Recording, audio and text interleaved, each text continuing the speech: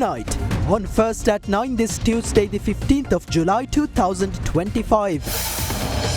Debt relief. Sri Lanka signs agreements with the Saudi Fund for Development, clearing the path to restructure loans of nearly 517 million Saudi Riyal. Trade talks. A Sri Lankan delegation to head to the United States on July 18th to negotiate further reductions to reciprocal tariffs. Foreign Minister reveals. Security assurance.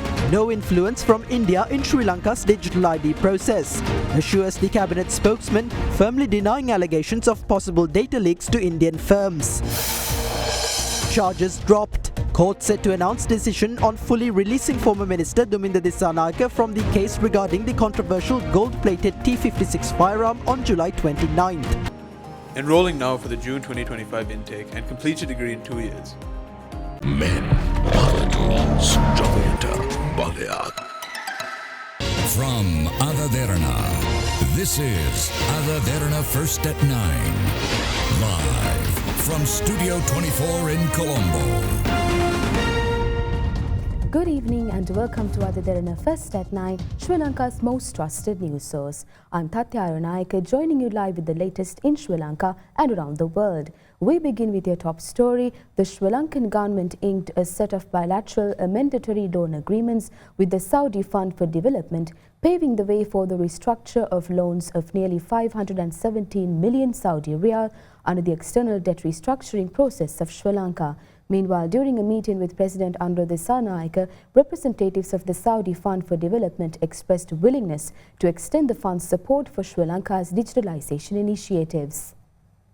A delegation of the Saudi Fund for Development, led by its Chief Executive Officer Sultan Abdul Rahman Al Mashad, called on President Anura Dissanayake at the Presidential Secretariat last afternoon. Discussions focused on the progress of projects implemented with assistance from the Saudi Fund for Development, as well as the identification of opportunities for new initiatives. Representatives of the Saudi Fund for Development expressed willingness to place greater emphasis on digitalization, recognizing its importance in strengthening and enhancing the efficiency of key public services. Talks also focused on the continued implementation of the projects currently underway in Sri Lanka with the support of the Saudi Fund for Development. President Dissanayake recalled the long-standing friendship between Sri Lanka and Saudi Arabia and expressed his gratitude for the unconditional support extended by Saudi Arabia during Sri Lanka's recent economic crisis. The president also stated that the assistance provided by the Saudi Fund for Development for new projects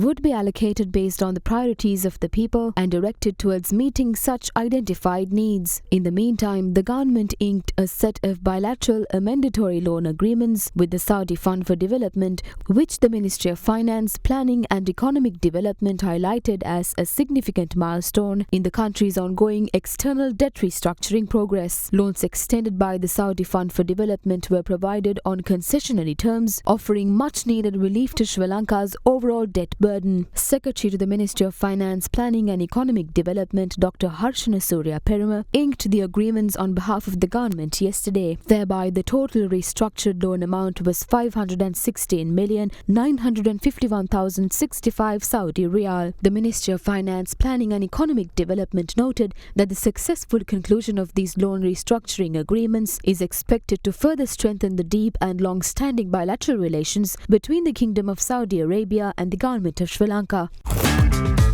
Crunchy goodness for hunger on the go. Yadia, ලොව වැඩියෙන්ම අලෙවි වන electric ස්කූටරය Avance Auto වෙතින්. Foreign Minister Vijitha Herath disclosed that a Sri Lankan delegation is scheduled to leave for the United States this Friday to negotiate a further reduction in the tariffs imposed on Sri Lankan exports. Meanwhile, US President Donald Trump warns of a 100% tariff on Russian exports if a ceasefire in Ukraine is not secured within the next 50 days. US President Donald Trump's decision to reduce the reciprocal tariff on Sri Lankan imports to 30% will take effect from the 1st of August. Local authorities have since confirmed that talks are ongoing to negotiate a further reduction.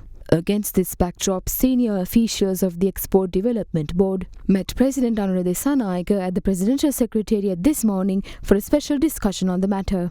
Meanwhile, commenting further on this matter, Foreign Minister Vijitha Herath disclosed that a Sri Lankan delegation is scheduled to leave for the United States this Friday to negotiate a reduction in the tariffs imposed on Sri Lankan exports. A government delegation is scheduled to visit the United States on the 18th of this month as discussions continue regarding the tariffs imposed on Sri Lanka. Efforts are underway to secure a further reduction in these tariffs ahead of the August 1st deadline. Preliminary talks have also commenced toward establishing a bilateral agreement between the two countries. We remain optimistic about achieving a favorable outcome. Meanwhile, in a related development, President Trump warned that the US would impose a 100% tariff on Russian exports if a ceasefire in Ukraine is not achieved within 50 days. He made this statement during talks with NATO Secretary General Mark Rutte at the White House. We are very unhappy with Russia, and we're going to be doing very severe tariffs if we don't have a deal in 50 days, tariffs at about 100%. Meanwhile, the Trump administration has decided to impose a 100% secondary tariff on imports from selected countries, including India, that continue trading with Russia. This strategy is intended to cripple Russia's export earnings and curtail its capacity to fund the war. President Trump also revealed that the US would dispatch a significant consignment of weapons to Ukraine. We've spent $350 billion approximately on this war with Russia and Ukraine, and would like to see it end. We make the greatest military equipment in the world, whether it's missiles, the best of everything, and we've made a deal today where we are going to be sending them weapons and they're going to be paying. Arpico Next Gen. Make the leap to faster sleep. Cabinet spokesperson Minister Dr. Nalinda Jayatissa reassures that although 50% of the funding for Sri Lanka's Digital ID initiative is being provided by India as a grant, there is no influence from India on the project's tender process. He made this clarification during the cabinet briefing today. With that, here's a look at some key decisions made during this week's cabinet meeting.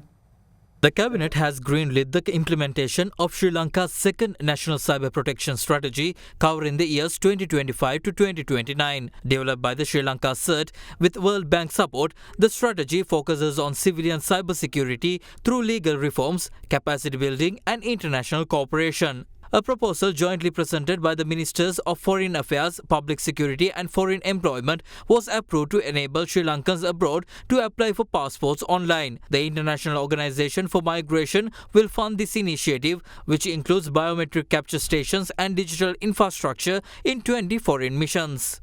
Delays in issuing passports has a significant impact on expatriates. On one hand, we must address their challenges, and on the other, we must enable them to visit Sri Lanka for holidays, especially just like we work to attract more foreigners to the country. These issues in renewing passports are becoming a major obstacle for Sri Lankans living abroad. We propose to begin with 20 countries where there is a large Sri Lankan diaspora. From there, we can gradually expand the initiative. ඉතාමත් ආందోලනාත්මක කරුණක් හෙළිදරව් කරා මේ digital හැඳුනුම්පත සම්බන්ධයෙන්. ඔව් ඒ වගේම ඒකෙදි පෙන්නනවා ටෙන්ඩර් පත්‍රිකාවක්. එimhe ටෙන්ඩර් පත්‍රිකාවේ කොන්දේසියක් ඇටියට දාලා තියෙනවලු රජය විසින්. මේ අනිවාර්යයෙන්ම ඉන්දියානු සමාගමකට ලබා දිය යුතුයි කියලා. එහෙම කොන්දේසියක් ඒ ටෙන්ඩර් පත්‍රිකාවේ තිබෙනවද? පුදුම බයක් තියෙන තමන්ගේ උපන්. There is an undue fear that personal information such as names, birthdays and addresses will be disclosed. Nothing of that sort will happen. The government has taken full responsibility for this project. The data is entered into the system by the Department of Registration of Persons and the system is entirely controlled locally. However, 50% of the funding of the project has been provided by India as a grant. ඉන්දියානු ප්‍රධානයක් හැටියට තමයි අපිට ලැබෙන්නේ. ඇයි අපි දැන් මේ tender පත්‍රිකාවේ කොන්දේසියක් තියෙනවා නම් ඉන්දියානු සමාගමකටම දෙන්න ඕන කියලා තියෙනවද? ඒ කියන්නේ ඉන්දියාවේ බලපෑමක් නැහැ මතුමා උතකොට. කිසිම බලපෑමක් නැහැ. There's no such requirement or pressure. We evaluated their technological capabilities and based on those assessments, we proceeded with the project. The entire process is being conducted with complete transparency.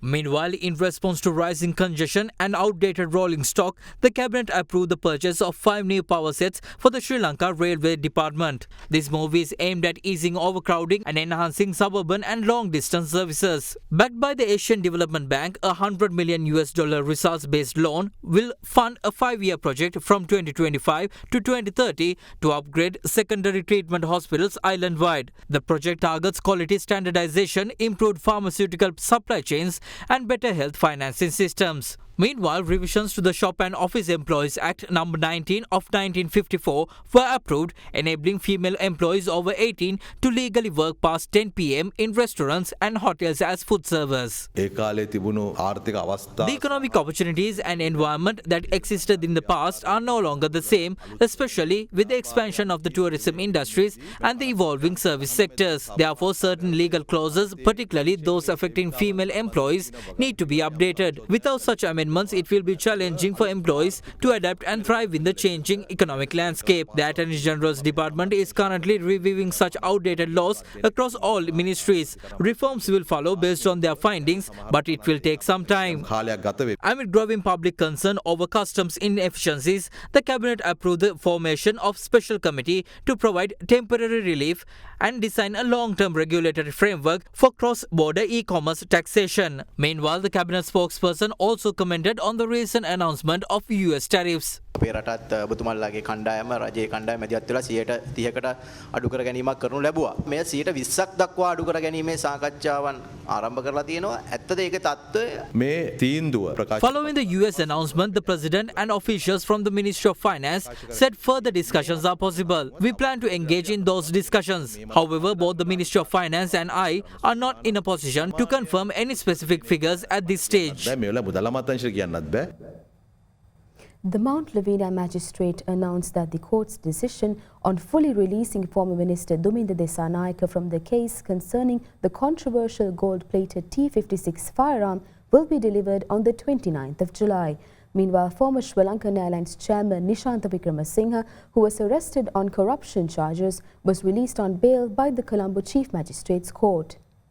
The Colombo High Court yesterday granted bail to former Minister Duminda Desanayake, who was in remand custody over the discovery of a gold and silver-plated T-56 rifle found in the possession of two women residing at the Havelock City housing complex in Vellavatta. When the case was called before the Mount Lavinia Magistrates Court this morning, President's Counsel Sampath Mendis, appearing for Desanayake, informed the court of the High Court's bail order. He argued that charges under Section 22 of the Firearms Ordinance could not be maintained as the former minister was not in possession of the weapon. After considering these submissions, Mount Lavinia Magistrate Chaturika De Silva ordered Desanayake's release under the High Court's bail terms and announced that a decision on his full release from the case would be delivered on the 29th of July. Meanwhile, in a separate development, the Colombo Chief Magistrates Court heard proceedings against Dr. Maheshi Vijayaratne, a consultant at the Sri Jayawardhanapura Hospital, arrested on charges of corruption for allegedly selling surgical instruments to patients at inflated prices. Representing the Bribery Commission, Assistant Director Anusha Sambandha Peruma revealed that investigations had uncovered another institution linked to the suspected doctor,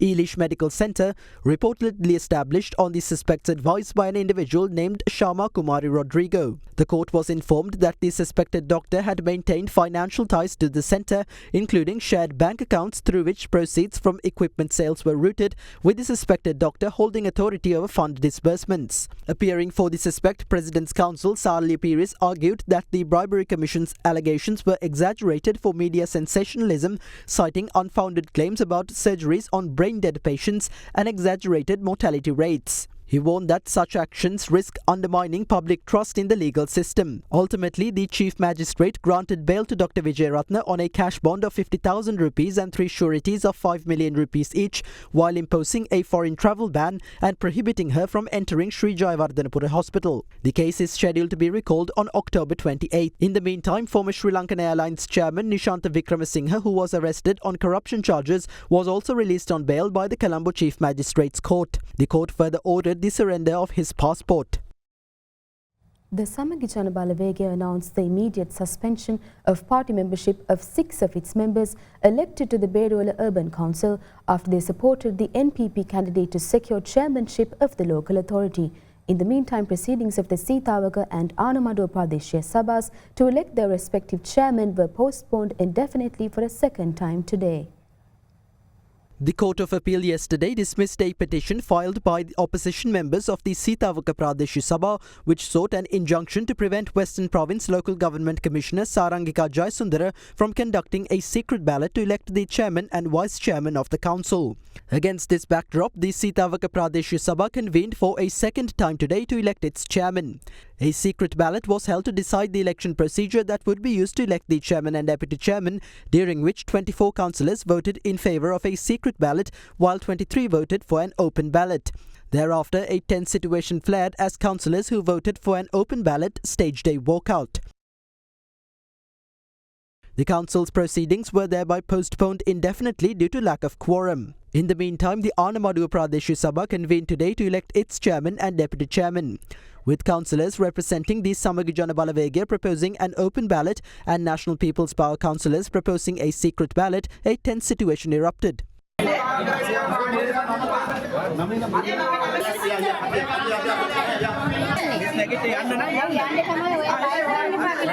With SJB-led opposition councillors opposing a vote to decide the election procedure, proceedings of the council were postponed indefinitely for a second time. Meanwhile, NPP's Jayaratna Jayasekara secured the chairmanship of the Arachikattuwa Pradesh Sabha, securing 13 votes.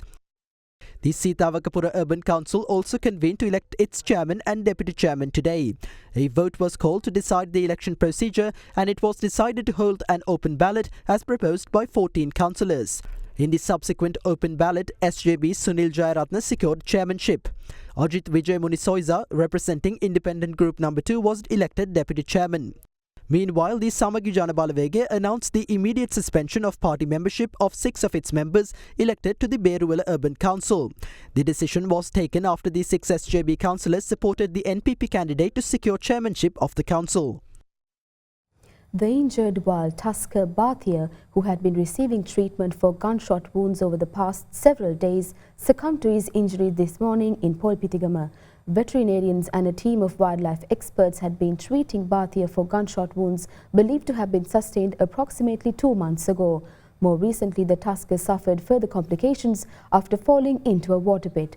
A team led by Professor Ashoka Dangolla, former Dean of the Faculty of Veterinary Medicine at the University of Peradeniya, was working tirelessly to provide care. However, veterinarians noted that the tusker was in critical condition due to severe muscle degeneration and impaired blood circulation.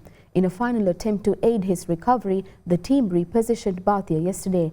Despite their efforts, officials confirmed that the tusker passed away this morning.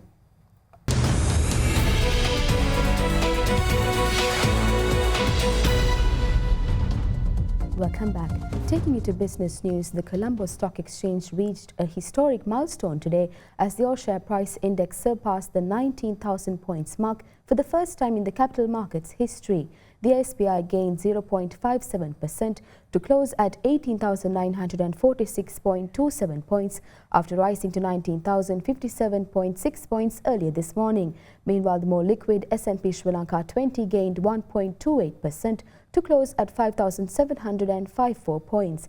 Market turnover crossed 9.1 billion rupees. Foreign participation in the market activity remained at subdued levels, with foreigners closing as net sellers, offloading shares worth 25 million rupees. Let's take a look at the day's foreign exchange rates.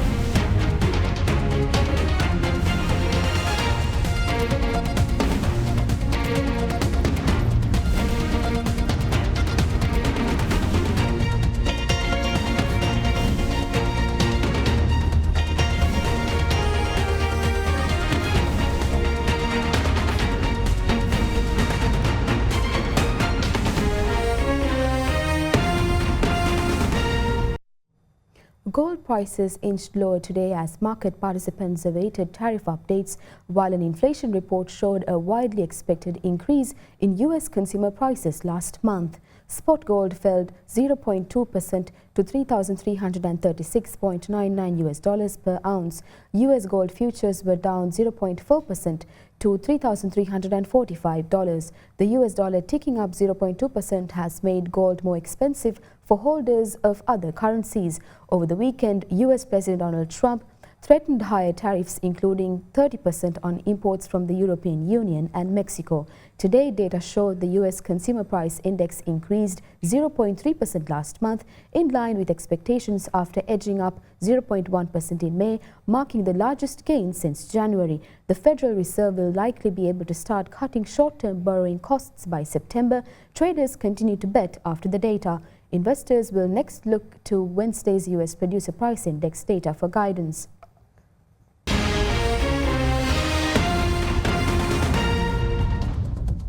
Welcome back. Derana reiterated its dominance as the leader and front-runner of Sri Lankan telemedia and news, already securing 4 awards at the 30th edition of the Sumati Award ceremony currently proceeding held in Colombo. Derana's Bhanuka Karunaratne was awarded the Best Television News Anchor, while the award for the Best Educational Program in the Digital Media category was won by Education for Life, produced by KC Saranga. Naduna Beratne was honoured for the Best Current Affairs Reporting for 2024 for the program Yakadeyada Panadun Kalabada. Additionally, the Missaka Power program directed by Sanjeevani Baddavithana won the award for the Best Television Documentary of the year 2024.